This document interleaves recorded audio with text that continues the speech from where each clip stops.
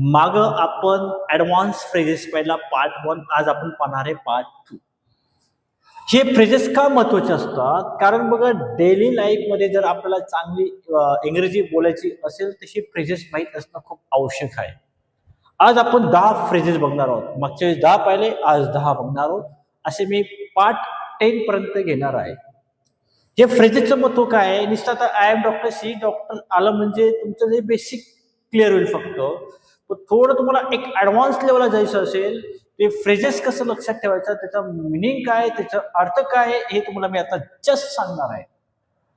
Phrases मध्ये लक्षात ठेवा, अर्थ त्याच ठिकाणी लपलेला असतो, त्याच ठिकाणी लपलेला असतो. फॉर एक्झाम्पल बघा, पहिलं बघा, burn the mid night oil.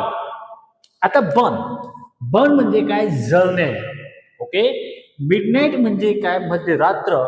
Oil म्हणजे काय? तेल. याच्या अर्थ असं होईल का मध्यरात्रपर्यंत तेल जळलं किंवा जळत आहे?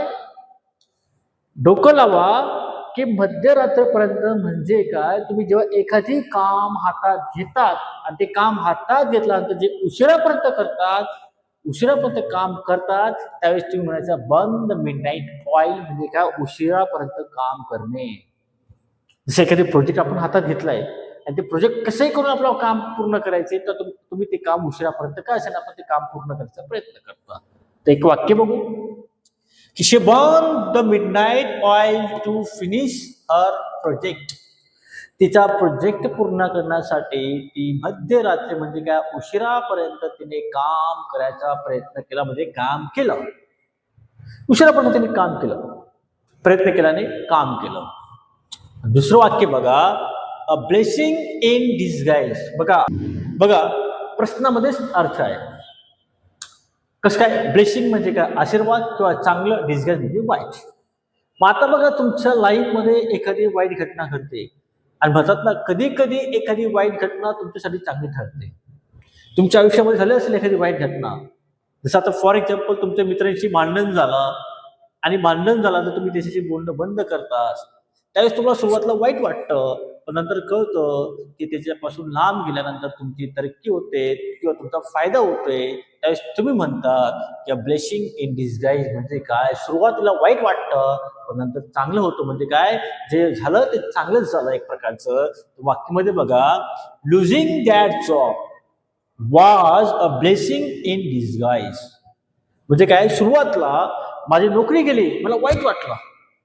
प्रत्येकाला वाईट वाटणारच आहे की जर आपलं काम गेलं तर सुरुवातीला आपल्याला वाईट वाटतं, परंतु अ ब्लेसिंग इन डिस्गाइज, पण ते चांगलंच झालं. म्हणतात ना, 100 दरवाजे बंद होतात, एक दरवाजा उघडतो. जेव्हा तुमच्या आयुष्यामध्ये काहीतरी चांगलं घडणार असेल, समजून घ्या की काहीतरी तुमच्यासोबत मोठं वाईट घडतं, पण याच्या तुमच्या काहीसोबत चांगलं घडणार आहे. आता भरपूर विद्यार्थी स्पर्धा परीक्षेचा अभ्यास करतात, पण काही मुलांना स्पर्धा परीक्षेमध्ये यश मिळते लवकर. तर मग यश का मिळत नाही? याचं कारण मी एका व्हिडिओमध्ये सांगितलंय तुम्हाला, लागेल तो तुम्ही व्हिडिओ नक्की बघा. पण मी तुम्हाला शॉर्टकट सांगतो. तुम्हाला जर स्पर्धा परीक्षेत जर यशस्वी व्हायचं असेल तर मी नेहमी सांगतो, फक्त एका विषयाचा नॉलेज नको ठेवा, प्रत्येक विषयाचा इक्वल नॉलेज ठेवा.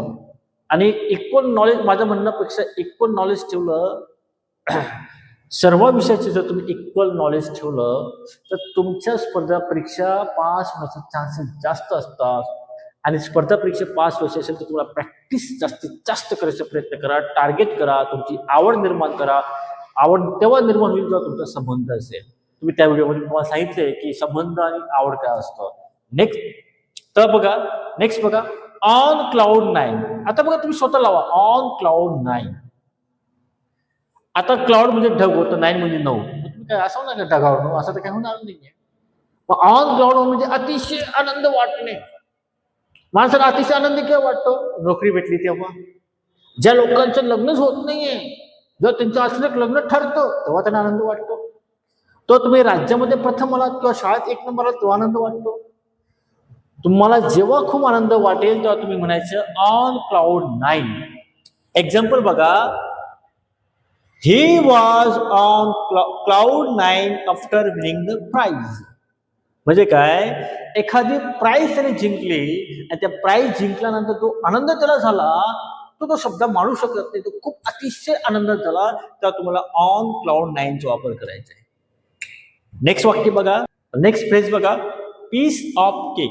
पीस म्हणजे काय, तुकडा. केक म्हणजे काय, केक. आता अर्थ लावा तुम्ही, केकचा तुकडा ना. तर मग आता याचा अर्थ काय होईल, आपल्याला इथं बाया हात केलं म्हणून तुम्ही असं चुटकीमध्ये काम करून टाकेल. जर चुटकीमध्ये काम करतो किंवा ते काम सोपं करतात तर म्हणायचं पीस ऑफ केक, की माझ्यासाठी काय एकदम चुटकी भर मी काम केलं लगेच झालं. तर मग त्याचे एक्झाम्पल बघा, काय, this exercise is a piece of cake. अरे उदाहरण, अरे आपल्यासाठी चुटकी भर मी लगेच सोपे आपल्यासाठी. काही लोकांसाठी चुटकीचे काम असतं आणि काही लोकांसाठी तेच काम खूप कठीण वाटतं, है ना. तर तुम्हाला पीस ऑफ केक म्हणायचं. पीस आईला लक्षात ठेवा, आय ई ए लक्षात ठेवायचे. पी ए आला म्हणजे तो शांत होतो, शांतीचा अर्थ होतो. नेक्स्ट पा, कॉल इट अ डे.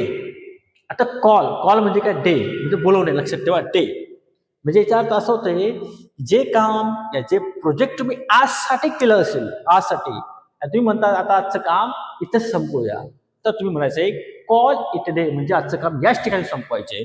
त्याचा अर्थ बघा, याचं वाक्य पहा, let's call it day and continue tomorrow. म्हणजे काय, आजचं काम इथेच संपूया आणि आपण उद्या कंटिन्यू करू. तर तुम्ही म्हणायचे कॉल इट डे म्हणजे आजचं काम इथेच. फ्रेज आपण बघणार आहोत, स्पिल द बीन्स. आता स्पिल द बीन्स म्हणजे काय, जसं आता मागच्या लेक्चरमध्ये मी तुम्हाला सांगितलं होतं बघा, let the cat out of the bag. म्हणजे काय, एखादी तुम्ही प्लॅनिंग केलेलं असतं, दोघांचं सेम अर्थ आहे.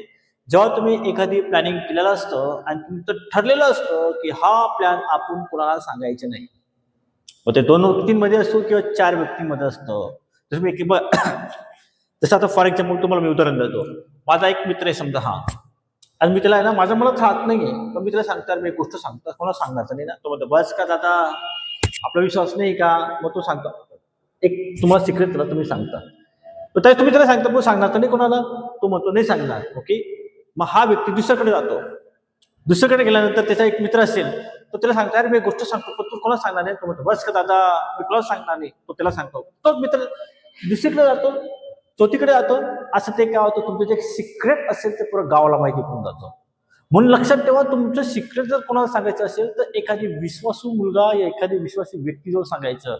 नाहीतर काय होतं, तो तुमचा हसू करून टाकेल. तुम्ही याचा अर्थ तेच होतं की स्पिल द बीन्स म्हणजे काय, एखादी गुपित असेल त्याला ओपन करणं. सिक्रेटला काय करायचं, ओपन करायचं. वाक्य बघा, example, he spill the beans about the secret plan. मी आता मगाशी तुम्हाला बोललो की त्याने काय केला, जो काही प्लॅन केला होता ते उघड करून टाकलं, पुरा जगाला सांगून दिलं. त्याला म्हणतात स्पिल द बीन्स. नेक्स्ट बघा, hit the sack. Hit the sack म्हणजे काय, झोपला जाणे. त्याला आपण तो स्लिपिंग. मी जात आहे, I am going to bed. Go to bed म्हणजे सुद्धा झोपलं होतं, पण हे ऍडव्हान्स आहे. तर ऍडव्हान्स मध्ये हिट द सॅकचा अर्थ होतो झोपला जाणे. तर वाक्य बघा, I am tired, I am going to hit the sack. Hit the sack, hit म्हणजे मारणे नाही होत, लक्षात ठेवा. आय एम टायर्ड म्हणजे मी थकलो, I am going to hit the sack म्हणजे काय, मी झोपायला जात आहे. त्यावेळेस तुम्हाला हिट द सॅक म्हणायचं. म्हणून सांगतो, ऍडव्हान्स फ्रेजेस पाठ करा, लोक त्याची प्रॅक्टिस करा, दररोज प्रॅक्टिस करा, जेणेकरून तुमची इंग्रजीमध्ये चांगलं भर पडेल. नेक्स्ट बघा, जम्प द गन. डोकं लावून तुम्ही थोडंसं, मी तुम्हाला आधी बोललोय, प्रश्नामध्ये अर्थ लपलेला असतो. जम्प म्हणजे उडी मारणे, गन म्हणजे बंदूक समोर उडी मारणे. याचा अर्थ काय होईल, घाई करणे. काय करणे, गडबड करणे. काही लोकांना असं ना घाई करायचं. समजा आता फॉर एक्झाम्पल तुम्ही मोबाईलची ऑर्डर दिली असेल, तुम्ही वाट बघता, एक सेकंद वाट बघता, आज उद्या. तर तुम्ही एक सेकंद मोजतात. किंवा एखादी काम करायचं असेल तुम्हाला, घाई गडबड करून टाकतात. तेव्हा तुम्ही म्हणायचे जम्प द गन.